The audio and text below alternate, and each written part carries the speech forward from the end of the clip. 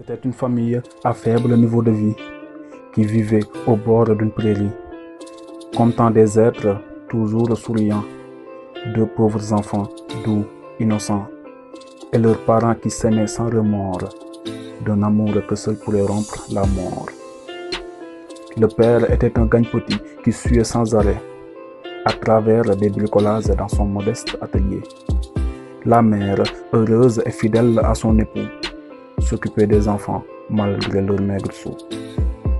Un jour, suite à une chicane dans la salle, la mère se sentit vexée et étala le linge sale de toute la famille devant les voisins. Le père, furieux, abandonna ses habituels baratins. Il rudoya involontairement sa dame, qui succomba en versant des larmes. Elle entra dans sa chambre, rangea ses habits.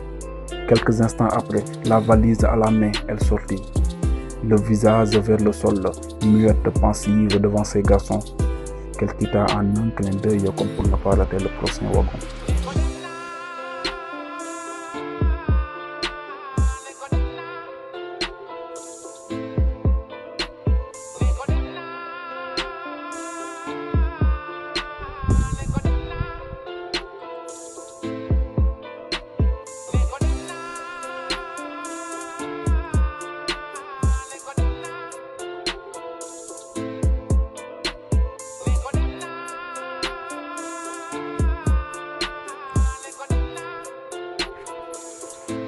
Les enfants, des jours après le départ de leur mère, étaient taciturnes et se réfugiaient parfois à la clairière.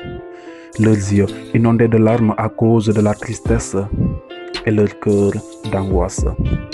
Ils maigrissaient du jour au lendemain, car les crêpes à base de sarrasin, auxquelles leur maman les avait habitués tous les jours avant d'aller à l'école, leur manquaient. Ils enviaient leurs camarades de classe, comme les prisonniers envient les mouches. En hiver, le père se levait tôt le matin, dès l'appel à la prière du muezzin, pour baigner les enfants et les habiller. Tous les trois, ils grelottaient, tremblaient, sous le froid excessif en claquant leurs dents. Le père, attristé par la souffrance de ses enfants, cogitait, s'évadait en disant tout bas: oh, si seulement je pouvais être un bon papa. Les enfants, loin d'être enjoués, murmuraient: quel genre de poule peut bien fuir sa couvée.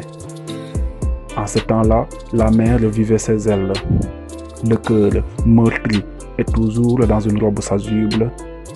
Elle voyait partout les doux visages de ses enfants, auxquels elle avait tourné le dos en pleurant. Toutes les nuits, avant de fermer ses yeux, elle pliait ses genoux pour prier au bon Dieu de veiller sur ces deux pauvres garçons qui n'ont rien fait pour mériter cette punition.